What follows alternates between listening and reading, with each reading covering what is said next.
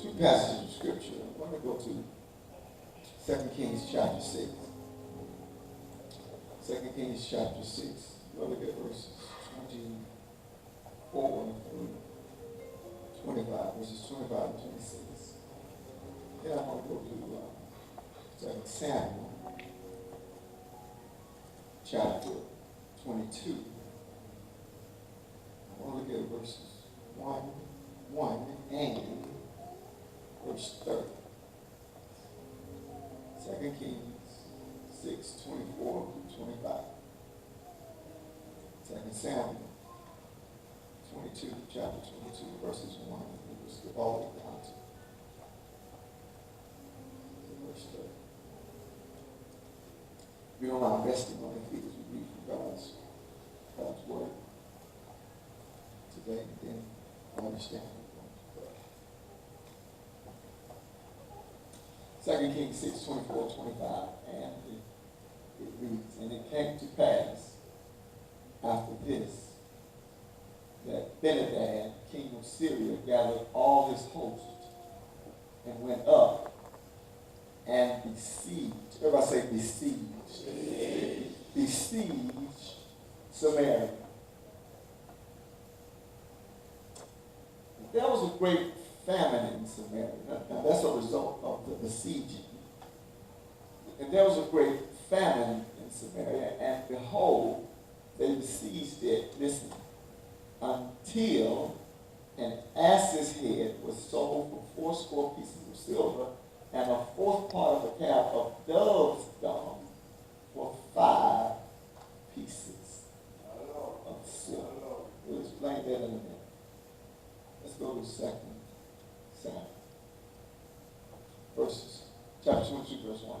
And David spake unto the Lord the words of this song in the day that the Lord had delivered him out of the hand of his enemy and out of the hand of Saul. Verse 30. For by thee I have run through a troop, and by my God I have leaped over a wall. Let's read that one again. I like that. Y'all like that? I do too. For by thee I have run through a troop. By my God I leaped over a wall. My subject is, I'm coming out, running and leaping. Coming out, running and leaping.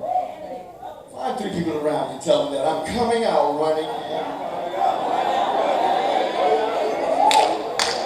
now give God praise right there. Glory to God.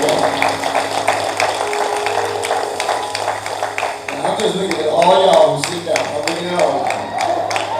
Looking at all. Sit down.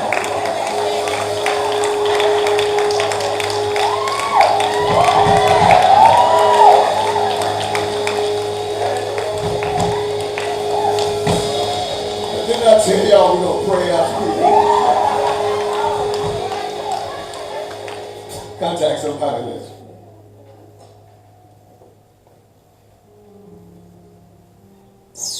Thank you, Jesus.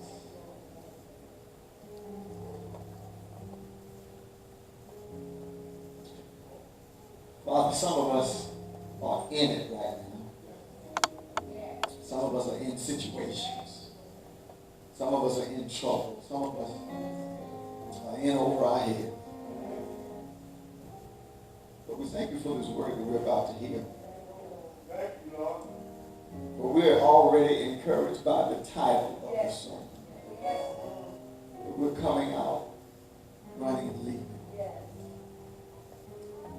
Father, give us a word of deliverance today. Give us a word that will break every shackle that binds. Give us a word that will free us in the liberty of Jesus Christ. God, we thank you even now for what we're about to hear. Our hearts are ready. Our spirits are ready. our minds are ready to receive. So speak, Lord. The servants in this. In Jesus' name, amen. I'm coming out running and leaping.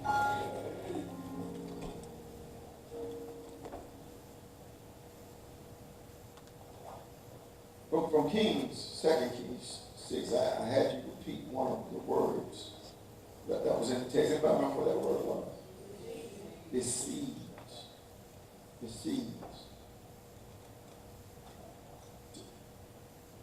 To besiege a city is a military strategy in which an army, instead of going into the city and engaging in physical war where they're killing people,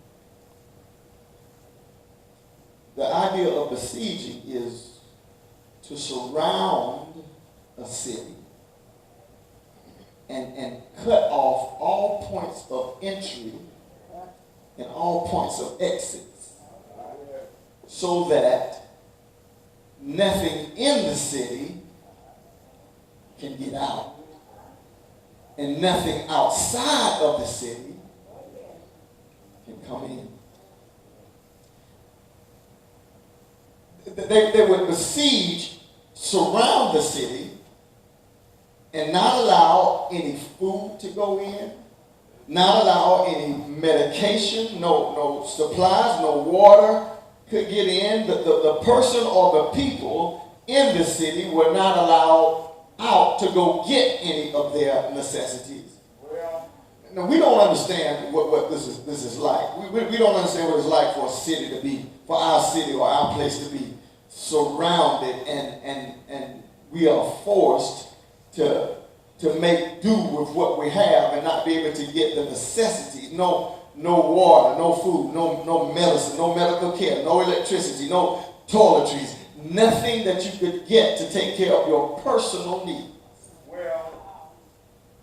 The goal is to make the victim, the occupants of the city, to become desperate enough to where they'll begin to do the unthinkable.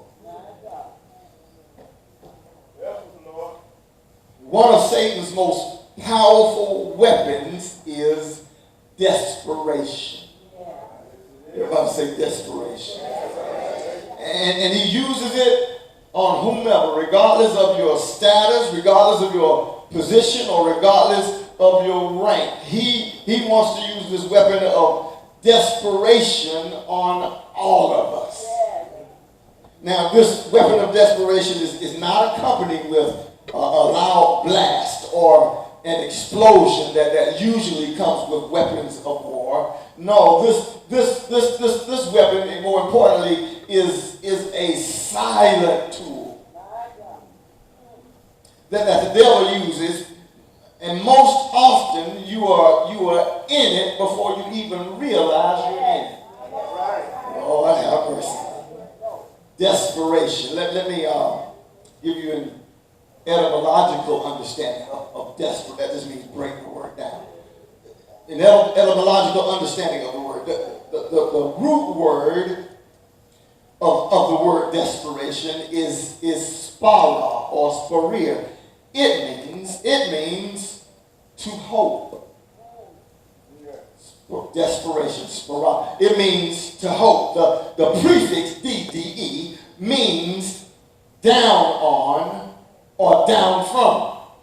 Okay, so if we put the word desperation together, spara, to hope, D, down from, desperation is a set of circumstances in which you are below hope. Okay? And that's Satan's goal, to get you down from hope or to get you below hope. Now the Greek sees it this way. Desperation means, the root for desperation to the Greek means a way through.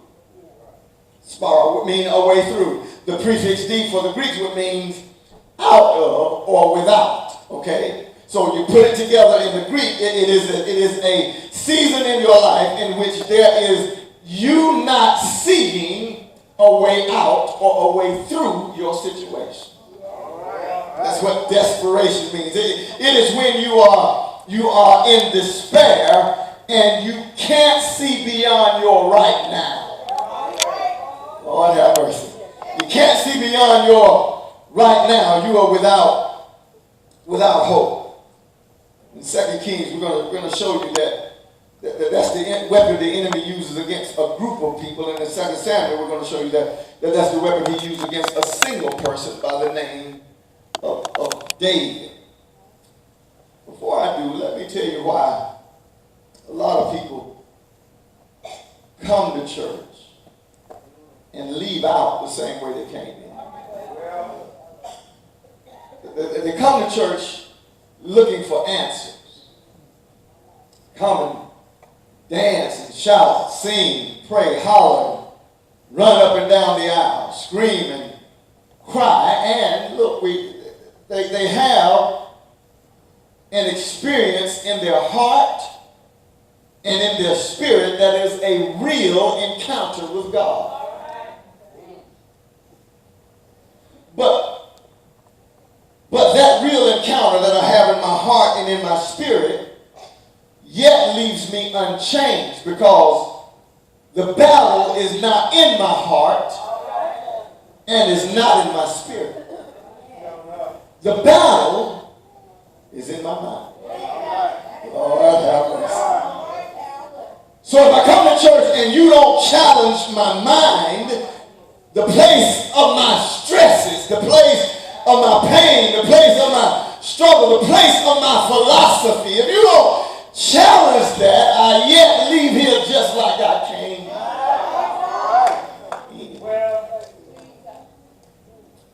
Paul said it this way: I beseech you, therefore, brethren, by the mercies of God, to present your bodies a living sacrifice, holy and acceptable unto God, which is your reasonable service. Watch this. He says, and be not conformed to this world, but be ye transformed. How am I going to do that, Paul? By the renewing of your mind. He's saying, if you will move your mind, you can move your life. There's a new woman in you that your kids, your world, your neighbors don't even know. There's a new man in you that your friends have never seen. Somewhere down inside of you, there's a new you screaming, let me out. Somebody say, let me out. Come on, scream it like you mean it. Let me out! Somewhere down on the inside of you, there's a better person hollering, let me out. That better version of you is chained to your bad thoughts and your bad decisions and your bad idea of who you think you are. That better version is chained to those thoughts. Lord help me. And if you don't learn how to handle your thoughts right, you're going to lock yourself in a cage of your own making. And you are a prisoner, not of your circumstances, but you're a prisoner of your own thoughts. You're captive to your own ideas. In our text, Israel had just come out of victory. They just won a battle. They just come out of victory. But watch this. Just after they come out of victory, here comes the devil again. Lord have mercy. I said they just came out of victory. Just finished whipping the devil. Just finished beating the devil up. But after they came out of victory, here comes the devil again. Please understand that a part of the devil's strategy is his persistence. When he loses round one, he's coming back for round two.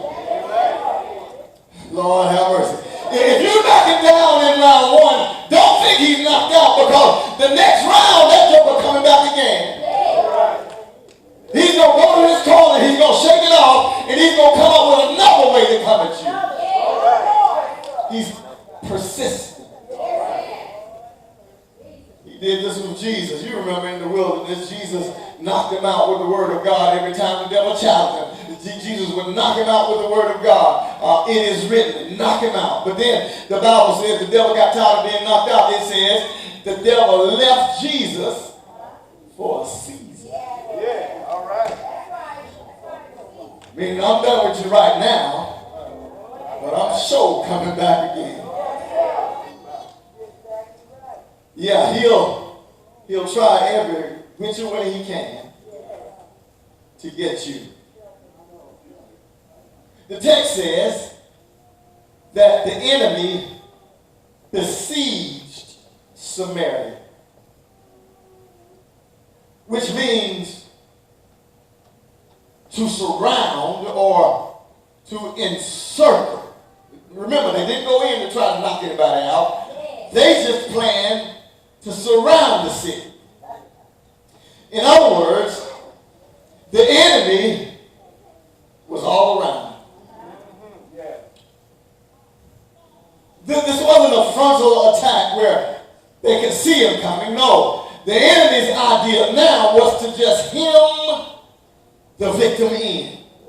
To just get them to a place where they couldn't move forward, couldn't move backward, and couldn't get the help they need no matter which way they turn.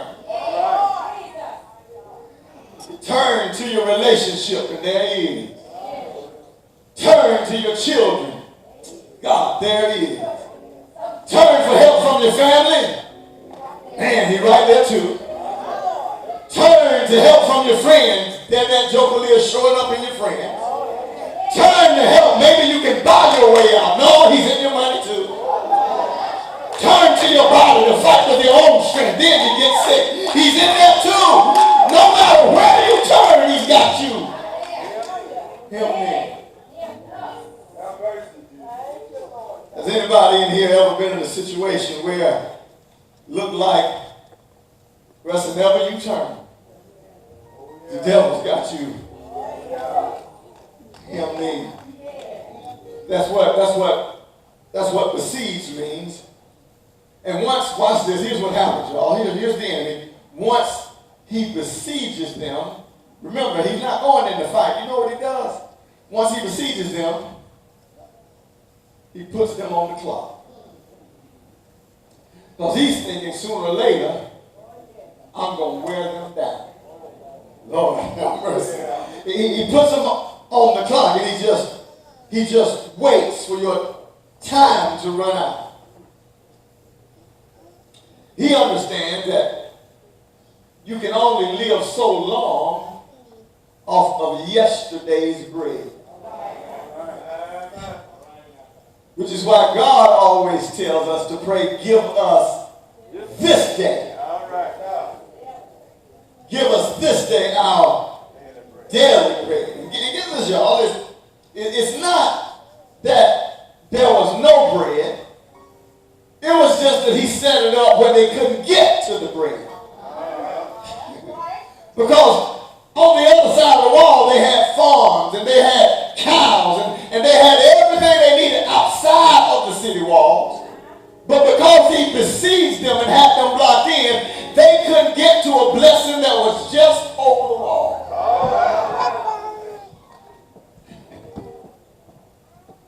And between them and the blessing stood the enemy. Have you ever been to a point where you could see your blessing but couldn't get to it? The devil puts them on the clock and he watches and he waits because he figures if you get desperate enough, here it is, y'all. He figures if you get desperate enough, you'll do anything. Oh, have mercy. Lord, the devil knows if I can keep them away from the bread long enough, they'll begin to do some strange things to satisfy their appetite.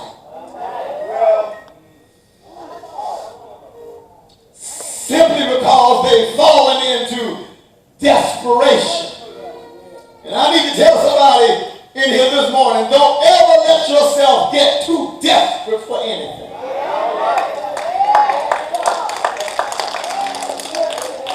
Because when you become desperate, you'll start doing some strange things. Somebody heard it. Somebody said some stupid things.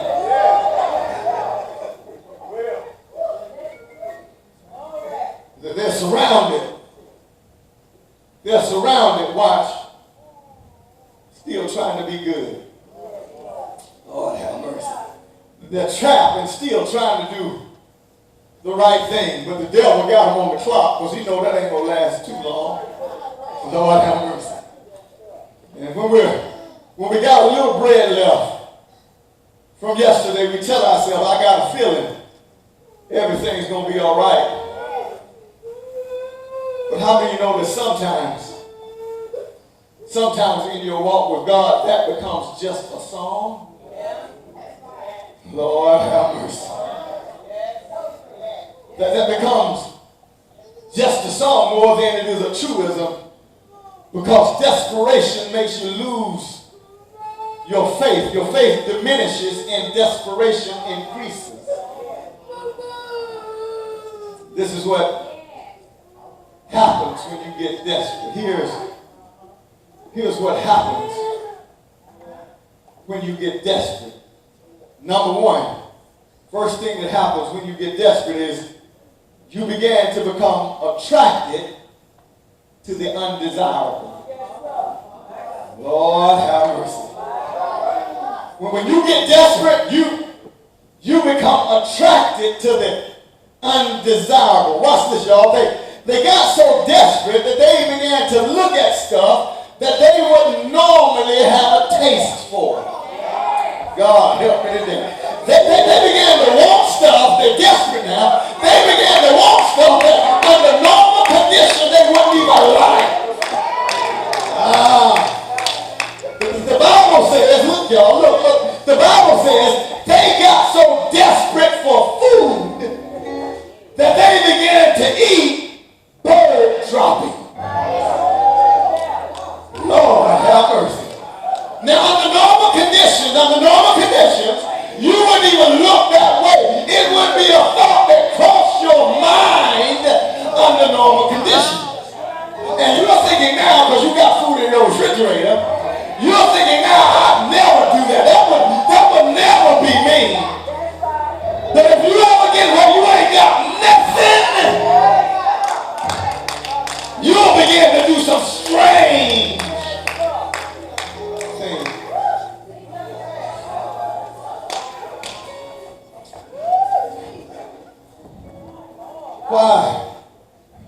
Why are you now desiring things that you normally would never look at? Lord have mercy. Why are you now attracted to what used to make you sick? I ain't never seen so many drinking Christians in all my life.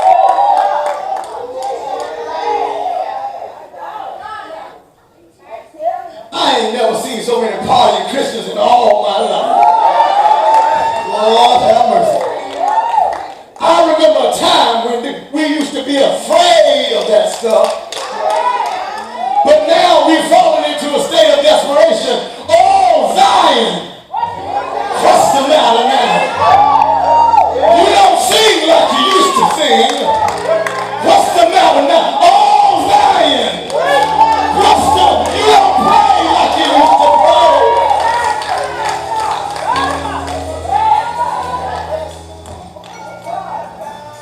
The devil knows that if he can make you desperate enough, you'll begin to do the unthinkable stuff that used to get on your nerve.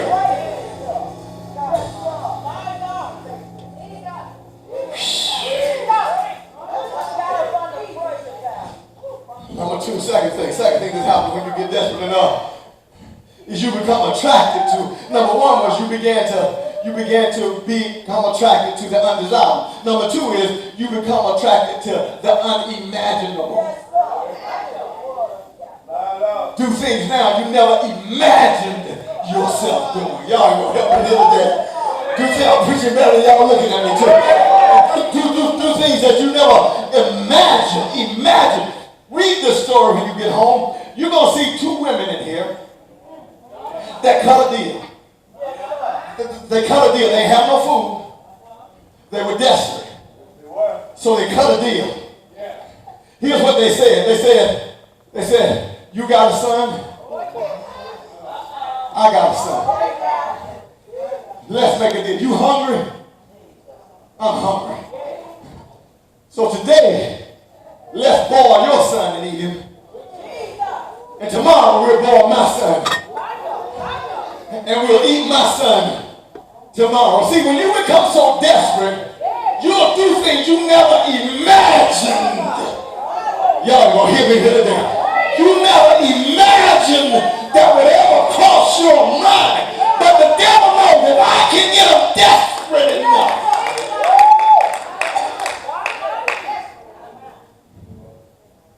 And here's the deal, watch this. First woman agreed, but they both agreed. They boiled this woman's child this day and they ate it. Tomorrow came. This other woman all of a sudden gonna get some sense. Oh, we ain't eating my son.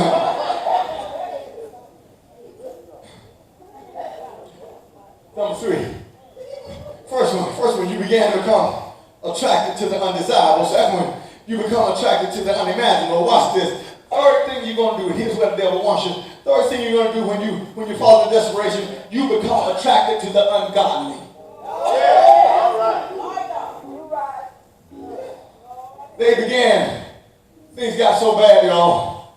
The Bible says they began to eat donkey heads. Why is this so significant? Because donkeys by law were unclean. When they ate the donkey, not only were they doing something detestable, they were also breaking the law of God. Lord have mercy. But they were so desperate, they become attracted to the ungodly. Here's the point. Desperation will make you sin and not even care.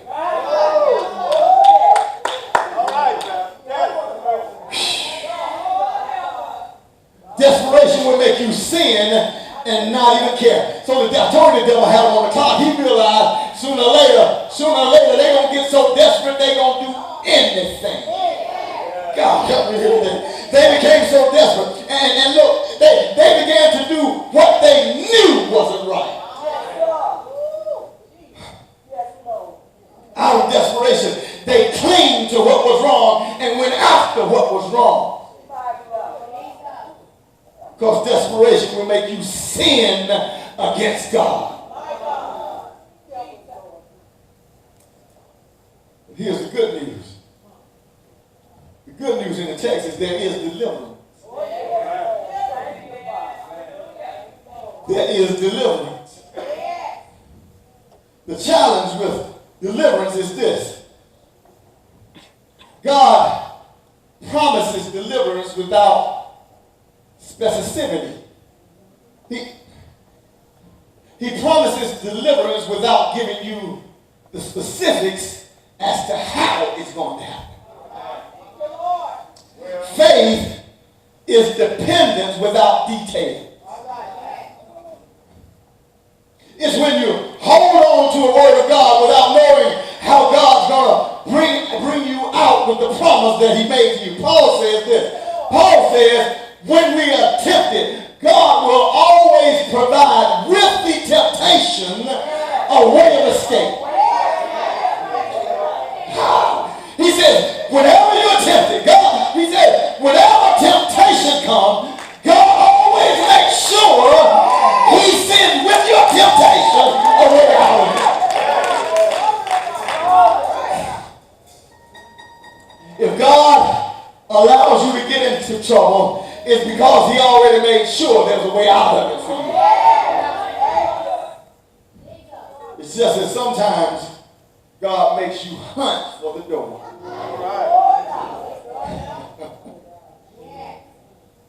So here's where we are. Here's where we are. They got no food. Somebody say no food. They got no water. I said, no water. They got no medication. And they have no hope. And in chapter 6, they close in desperation. But in chapter 7, we're going to see that they run to deliverance. Let me say it again. In chapter 6, they're still dealing with desperation. But in chapter 7, things are about to change. I came here to tell somebody, don't close the book right now. You just in chapter 6.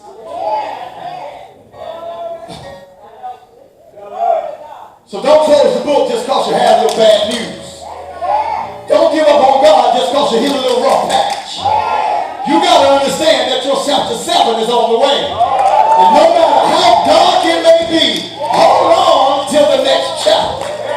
Because in the next chapter, you're about to run into your deliverance. Grab the neighbor by the hand right now. Shake it like you're going to shake it off. And tell them, hold on till the next chapter. Come on, look at me now. Tell them, hold on till the next chapter. God's about to bless you. Can you tell somebody this morning? God's about to bless you so good that even your naysayers are going to testify on your behalf. And your naysayers going to say, God is good to you.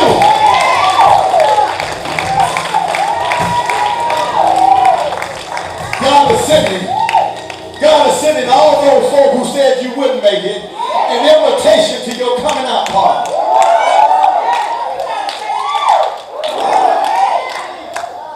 Because I heard him say, I prepare a table before you in the presence of your enemies. I want you to high five 3 people and tell them your story ain't over yet. Your story.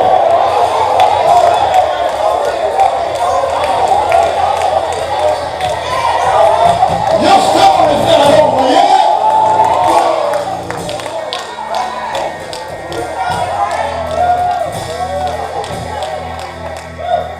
Second Samuel 22, we have 2 Samuel 22, verse 30. David said, my God bless me so, God done blessed me so good. He says, God done blessed me so good. I started to run and I started to leap. Run and leap and leap and run. Run and leap and leap and run. I run and I leap and I leap and I run. I run and I leap.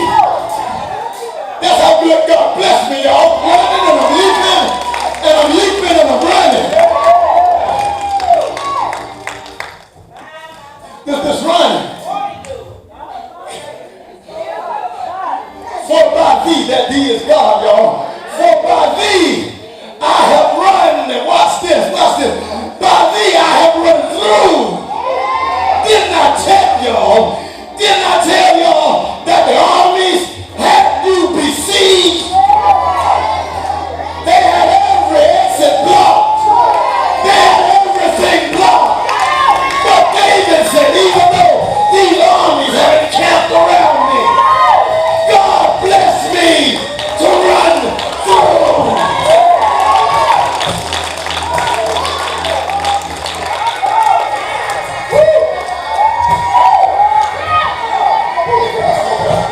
Watch this, y'all. He says, watch this word run. That word run. See, that word run implies a running into a trouble. You've been running away from trouble all your life. You've been trying to get away from something all your life. And as long as you're running away from it, it yet pursues you. I dare you to turn around.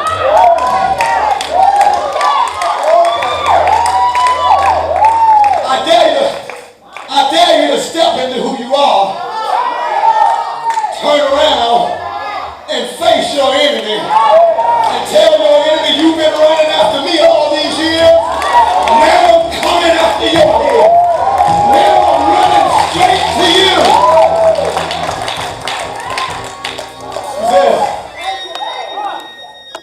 He says, by the power of my God, I have run through an enemy. Every demonic force that tries to block God from getting to me and me from getting to God. He says, God has empowered me to run through the enemy. Now I understand why late in the midnight hour when I was a little boy, I would often wake up to my mama singing in tears. I'm going through. I'm going through. I don't care what the rest of the world decides to do. I made up my mind and I ain't gonna turn around. I'm walking with my Jesus and I got to go through. He's giving you power to run to your enemies. Not only has he given you power to run, but he's given you power to lead. So let me finish with this. He's given you power to lead. There are 3 powers to biblical leading. 3 powers to biblical leading. Y'all listen now. John the Baptist was in his mama's womb. The Bible says that. First of all, Elizabeth was barren. John the Baptist is in his mama's womb. She don't even know it. She's barren. Pregnant and don't know it. Lord have mercy. There's some people in this room that got something on the inside and you don't even realize what's in you. Watch this. Mary shows up with Jesus in her womb. Once the word came to that dead, barren place, the Bible says that dead thing leaped in Elizabeth's womb. What I'm trying to tell you is you're about to have an encounter with the word of God that's going to give life to whatever's been dead inside of you. And you're about to birth something out of yourself that you thought was barren and would never happen. Y'all don't know how to receive the word. Okay, I prophesy. Let me do it this way. I prophesy. Let me make it where you're going to understand what I'm telling you. I prophesy to you. You got to learn how to grab a word and make it your own without going through any formula that church has put on you.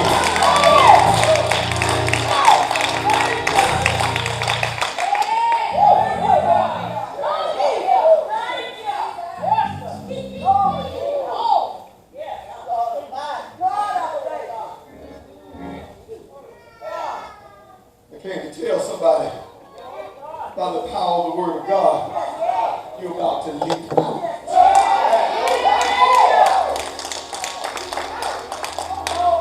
Second power to leaping. Second power to leaping.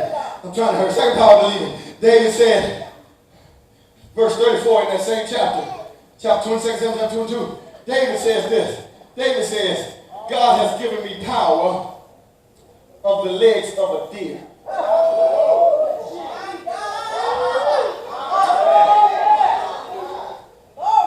The legs of a deer are so powerful and so agile and so strong. The power of the deer is that when the enemy comes, the deer can be right here. But by the time the enemy gets there, then the devil can. Y'all ain't here. You missed it. Y'all missed it. I'm trying to tell you, God's about to give you power to leap out of something. I'm trying to tell you that by the time the enemy gets to where you were, he gonna have to come where you used to be.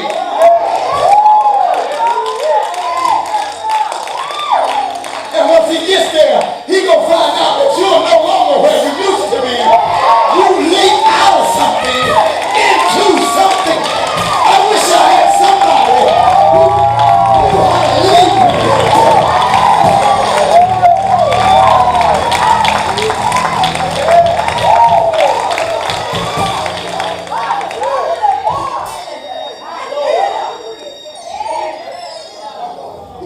came looking for where he had you the last time. Oh God. He thought because I got him this way the last time, surely I'm going to get him this way this time. But the devil don't know that there were lessons that you learned from your father. So leave, children. In spite of what the devil does to you, leave, children. In spite of what's going on, leave, children. When times get hard and you don't know if you're going to ever get out, leave your way out. One more point. Third power of leaping. Third power of leaping. The Bible says when David came back to Jerusalem with the Ark of the Covenant, he came back dancing and leaping. The implication is David leaped so hard that he tore himself out of his clothes. The third leaping is the power to tear yourself away from every restriction in your life. Don't make me prophesy. I already did. I just did. See y'all too churchified.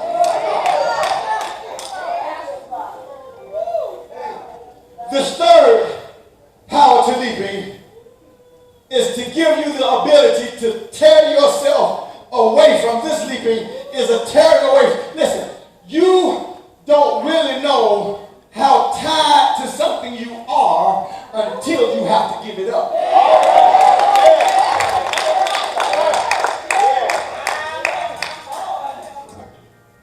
Some people say, I'm not addicted to that. I can quit whenever I want to. Try to quit. Some things you don't even know you're addicted to until you try to quit. God, help me now. You become so bound to something, not even knowing that your soul has been knitted to your addiction. And no matter what you do, you can't tear yourself away from what's been knitted to your soul. But God told me to release a leaping power that's going to empower you to leap yourself right out of everything that's been restricting you.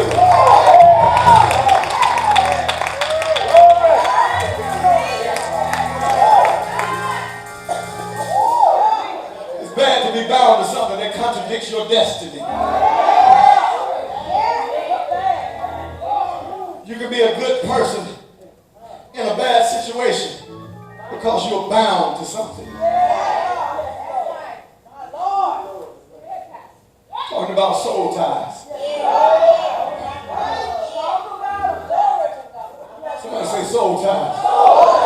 Come on, say it again. Soul ties. Soul ties, that is something that has your soul tied to something or someone else. When you become tied to and dependent on something or someone that you feel like you can't function without it or them. So this last leap is not a leap of joy. It is a leap of freedom.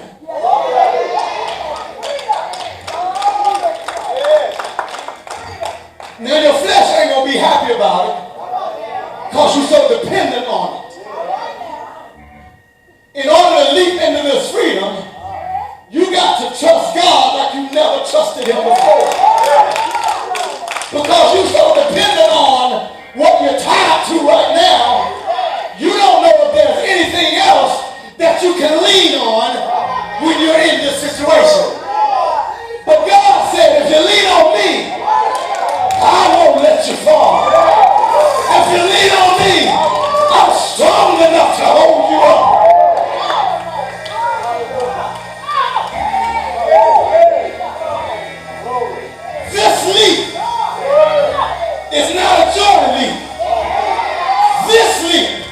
is a sacrifice of praise. Oh, y'all gonna hear me in here today.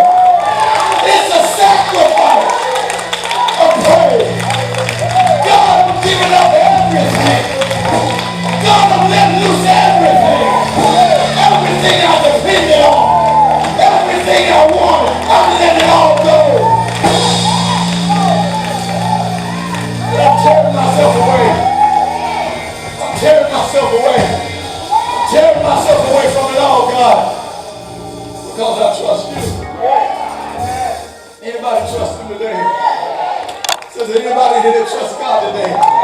Watch y'all. One last thing. This sacrificial praise.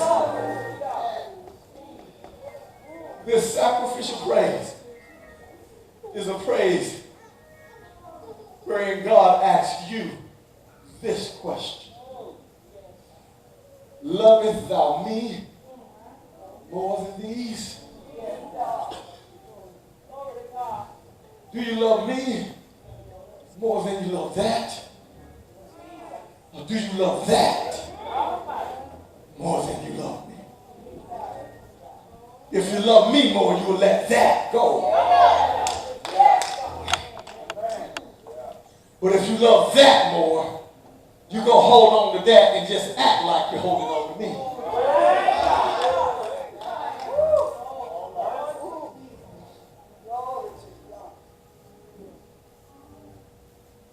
So God wants to know,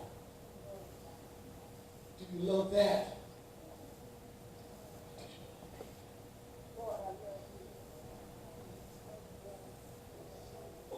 Are you going to keep doing that? Or will you turn to me? Are you going to keep wallowing in that?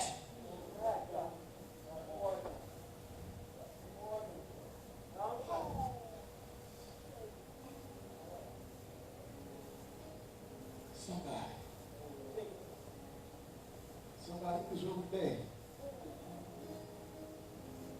God told me to tell you to let it go. He told me to tell you to give it up.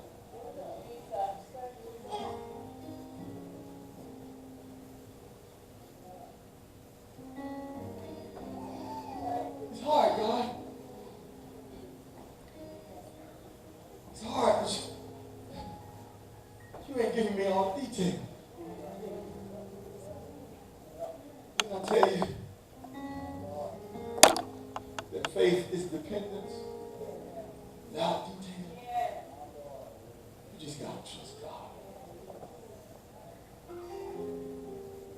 God says nobody has ever given up house. Nobody's ever given up land and come to me and been with less than what you had when you came before you came to me. God says if you come to me, you're going to get more than you ever thought.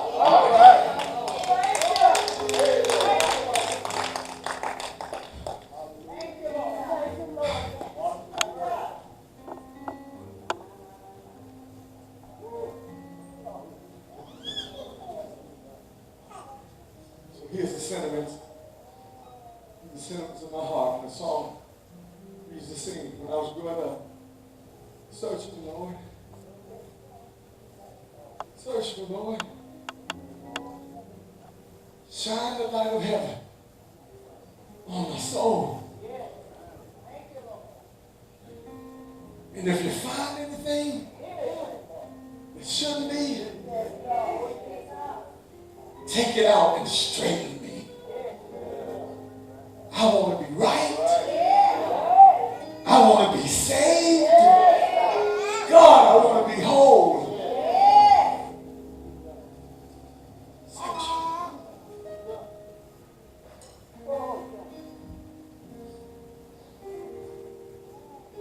Is that your cry today? Does that be the sentiment of your heart today? Search me. Search me. But here's the hiccup in the song. It says, if you find anything that shouldn't be, take it out hiccup is, God ain't going to take it out.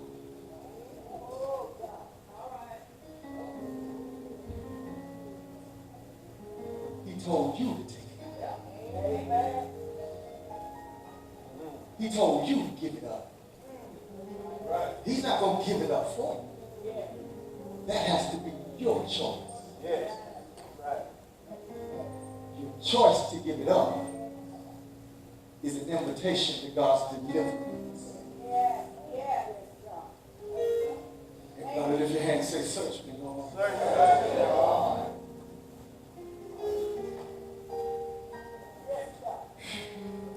Everybody say,